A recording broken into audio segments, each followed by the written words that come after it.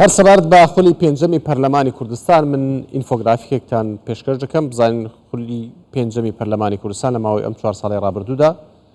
چیان کردووە. سەرەتا باس لە هەڵبژاردنەکەین کە 29 لیست بەشداریان لە هەڵبژاردن کرد ئەو کات 16 لیست توانیان کورسی پەرلەمانی بەدەست بهێن بۆ خولی پێنجەمی پەرلەمانی کوردستان. بەڵێ دین باس لە فراکسیۆنەکانەکەین. پارتی دموکراتی کوردستان 45 کورسی بەدەستێنا ئەو کات لە هەڵبژاردنەکاندا، یەکێتی نیشتیمانی کوردستان 21 کورسی بەدەستێنا، بزوتنەوەی گۆڕان 12 کورسی بەدەستێنا. هەروەها نەوەی نوێ کە بۆ یەکەم جار بۆ بەشداری لە هەڵبژاردن کاتی هەرێمی کوردستان 8 کورسی بەدەستێنا، کۆمەڵی دادگەری 7 کورسی، یەکگرتووی ئیسلامی کوردستان 5 کورسی بەدەستێنا. بەڵێ دێنە سەر دوای بڕیارەکەی دادگای فیدراڵیش 5 لە یاساکان بە هەڵوەشاوە دادەنن لە چەند یاسا لە 46 یاسا 46 یاسا دەرکراون. باشە دادگای فیدراڵیش ئیدیڕەتی کردەوە ماوەی درێژکردنەوەی پەرلەمانی کوردستان درێژ بکرێتەوە بە یاسای لە قەڵەمدا، کەواتە دوای بڕیارەکەی دادگای فیدراڵی لەو 46 یان 5 لە یاساکان بە هەڵوەشاوە دادەنێن، کەواتە چەندیان دەرکردووە 41 یاسا. لە ساڵی 2019 کە سەرەتای دەست بەکاربوونی خولی پێنجەمی پەرلەمانی کوردستان بوو 4 یاسا دەرکران ئەو کات، دواتر لە 2020 یاسا دەرکران کەوە زۆرترینیان بوو، لە 2022 16 یاسا دەرکران، لە 2023 تەنها 1 یاسا دەرکراوە. بەڵێ ئەمە تایبەت بوو بە خولی پێنجەمی پەرلەمانی کوردستان کە لە ماوەی ساڵی 2019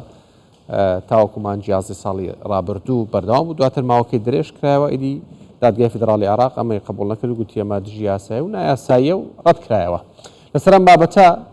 من میوانێکم لەگەڵ دەبێت کە ئەمڕۆ پەرلەمانتاران خانشینیان ئیدی بۆ کراوە.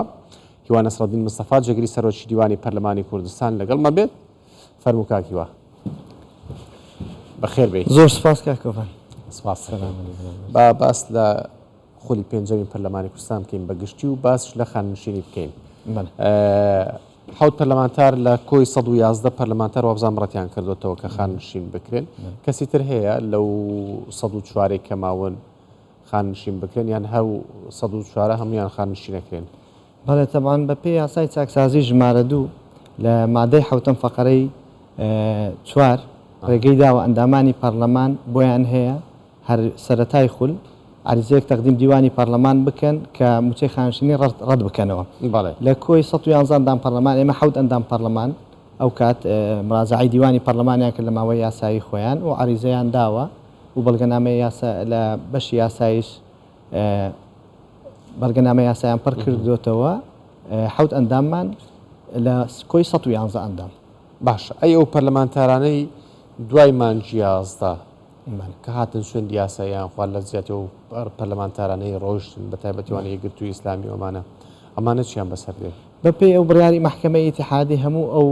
کە دەرچووە هەموو ئەو قانون و قەراراتانی کە لە پەرلەمان دەرچووە دوای 6/11 ئلغای کردووە، کۆتایی پێهێناوە بۆیە ئەوان ئاراستەی خانشین ناکرێن، شمولی خانشین ناکرێن، کاتەوان شمول ناکرێن. بینە سەر تەمەن چۆن دیاری کراوە بۆ خانشینی؟ تەمەن تەوان بە پێی یاسای هەڵبژاردن تەمەن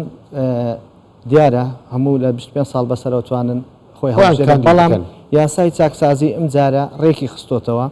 بۆ ئەم خولەی دێکە کا خولی 6 پەرلەمان هەر کەسێک لە خوار 45 ساڵ بێتە پەرلەمان و دەرچێت 45 تەواو نەکرد بێ هیچ خانشینیەک شمولی ناکە. بەڵام بۆ ئەم خولی پێنجەم ئەوانی کە لە خوار 45 ساڵ تەمەنن و 115 ساڵ خزمەتیشیان کەمترە بە 115 تا 125 نسبەیەکیان بۆ دیاریکراوە ئەتوان خانشین بن. نازانم بە پێی یاسای چاکسازی شتێکە بوو بیرم نیە 105 موچەکەیان وەرەگرن، نازانم چێمە بۆ شێ بوو بۆ کامیانە 5مان نیە لە 115 هەیە بۆ 125 تقریبان هەمویان ئەگە دەگەنە 125 کە ئەو 4 ساڵی خزمەتی پەرلەمانیان بۆ هەژمارەکرێ بۆ هەر ساڵێک خزمەت پۆینت و نیوێک دانراوە 6 نقطەیە. بەڵێ بۆیە ئەگەنە 125 جیاوازی موچە هەیە. بەڵێ تەبعاً جیاوازی موچە هەیە. ئێمە ئەگەر نمونە بێن نزیکەی بە نزیکەی 100 بۆنە پەرلەمانتارێکمان هەیە تەمەنی 55 ساڵە. پەرلەمانتارێکمان هەیە تەمەنی لەوانەیە 38 ساڵ 39 ساڵ 37 ساڵ بێ. جیاوازی لە موچەم دوانەکرێت تاکید وەکوتمان نسبەیەک دیاری کراوە لە 125 هەتا 150 ئەڕوا شەرتە ئەو پەرلەمانتارەی تەمەنی 50 ساڵە خزمەتی هەبێ جگە لە خزمەتی پەرلەمانتاری ئەو خزمەتانەی کە بە قانون ڕێکخراوە بە یاسا ڕێکخراوە ئەو خزمەتانەی هەبێت یعنی ئەگەر ئەندامی پەرلەمانێک 23 ساڵ خزمەتی هەبێت ئەتوانین بڵێن ئەتوانێت هەتا 150 موچەکەی کۆی موچەی کەوەرێگرێ خانە نشین بێت و ئەوە کەمترین موچەش بە 125 تەخمینەکرێ 21 یعنی کەمترین بە تەخمینی چەند دەبێت من بەنسبە پێتە لێم یعنی لە کۆی موچەکە دیارە زۆر باسەکرێت شتێکە نەخێر هەشت شتێک لە کۆی ئەو هەشتە بە 125 ینی بم ئەگەر بەڵێ بە 1,800,000مان دەبێت ئەندام پەرلەمانمان هەبێ خانەوشین لە 1,800,000 بەرەو سەرەوە دەبێت زۆر باشە لە ماوەی ئەم خولەی پەرلەمانی کوردستانە 46 یاساتان دەرکردووە 48 ئەوەی ئێستا نووسرا بوو 46 ینی 48 یاسا چەندیان ڕەتکراونەتەوە دوای 6 یاسا کەواتە منێتەوە 42 زۆر باشە 42یان کەم نییە لە چاوخولەکانی پێشووترا نەخێتەم بە کۆی گشتی 52 یاسا و بڕیار دەرچووە 4 بڕیاریشمان هەیە دەرچوونە طبعا بڕیاری دیکەشمان هەیە تقریبا 38 بڕیارمان هەیە بەڵام بڕیاری داخلینەوە بڕیاری تەشریعینین ئێمە لەو 52 یاسا و بڕیارەی کە دەرچووە خولی 4 ئێمە 39 یاسامان دەرچووە یعنی ئەم خولە 40 قسوور دەرچووە ناکەکەمە ئەگەر دەبێ حسابەوەش بکە ئێمە گەر تاخیر بوونی سەرۆکی پەرلەمانیش هەتا دانراو لە بینی ئەحزابێک لابەوە ئەوەش تاخیری کرد کۆڕۆنا هەبوو کۆڕۆناش سەبەبی ڕئیسی بوو یعنی 42 یاسا هەمویان گرنگ بووە زۆر یاسای گرنگی تیا یاسای چاکسازی تایە زۆربەی یاسای گرنگی تقریبا لەو یاسایانە 23 یاسا لەلایەن حکوومەتەوە هاتووە پرۆژە یاسا بوون کە کابینەی نوێی حکوومەتی هەرێمی کوردستان ڕەوانی کردووە هەمووی پێداویستی حکوومەت بوو ئیسەکاری پێ ئەکرێ و زەروریاتن زۆر باشە بەبەراورد با خولەکانی ڕابردوو چالاکترین خول بووە دەتوانین بڵێن یان نا من ناتوانم هەڵسەنگاندنەکە من بیکەم ڕاستی ئێمە زۆر جار پەرلەما ئەم خولەی پێنجەمە شانازی بەوەکە ئاڵە زۆرترین وەزیر هاتوونەکە پەرلەمان ئێمە لەم خولە ئەگە بێنە سەر ئەم خولە تقریبا 111 دانیشتنی پەرلەمان گرێدراوە 19 لیژنەی هەمیشەییمان هەیە 1115 کۆبوونەوەیان گرێداوە ئەو 19 لیژنەیە 123 وەزیر لە دانیشتەکانی پەرلەمان ئامادەیان هەبووە هەر لەم خولە تقریبا 297 وەزیر و بەڕێوەبەری گشتی ئامادەیان هەبووە لە دانیشتەکانی لیژنەکانی پەرلەمانی هەمیشەیی نزیکەی 425 سەعات کۆبوونەوەکانی پەرلەمان بەڕێوەچەوە وابزانام دەستکەوتێکی گەورەیە کەواتە بەشداری وەزیرەکان لەم کابین لەم خولەی پێنجەمی پەرلەمان لەوانی تر زیاتر بووە زیاتر بووە بەنسبەت زیاتر بووە لە مخاڵەتەن بە خولەکانی پێشووتر چونکە ئەوانی تر هەندێک خولما هەبووە زۆر درێژ بووە بەردەوام بووە باشە با بڵێن پەرلەمانتاران چالاکیان هەیە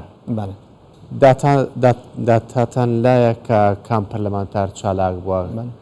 لە کەم فراکسیۆن زۆرترین پرۆژە یاسای بۆ ڕادستی سەرۆکایەتی پەرلەمان کردووانە تا لێم داتایە چێ بوونەوانە ئێستا بە عادەت نیمە بڵێم کام فراکسیۆن زیاترین بەڵام لەو 48 یاسایی باسمان کرد 23 یاسایان لەلایەن فراکسیۆنە جیاوازەکانی پەرلەمانەوە تەقدیم کراوە پێشنیازە یاسایان چالاکترین فراکسیۆن دیار نییە کامیانە کە زۆرترین پرۆژە یاسایی هەبووە فراکسیۆنە گەورەکان زیاتر جێدەستیان دیارترە ینی پارتی و یەکێتی بەڵێ بەتای ئەوانی تر هەمویان بە گوێرەی خۆیان بەڵام چونکە تو پێویستت بەوەیە هەر پرۆژە یاسایەک بێنی پێش دەبێت ینی ڕێژەی یاسایی ئەندامان تەوقیعی کۆ بکەیتەوە بۆیە بۆ فراکسیۆنە گەورەکان ئاسانترە ئەو ڕێژە خڕکردنەوە باش واژۆی ئەندامان تەبایی نێو پەرلەمانتاران چۆن بۆ تەوا بوونە لەگەڵ یەکرا هەندێک جار لە نێو کۆبوونەوەکانە لەوانەیە کێشە و مەشاکل زۆر ڕوویدابێ ئەی لە دەرەوە چۆن بوون باکسەوە ئەوی لە ناو هۆڵی پەرلەمانە گوزارێت تەوان ئێمەش لەسەرەوەی هۆڵی پەرلەماندا ئەنیش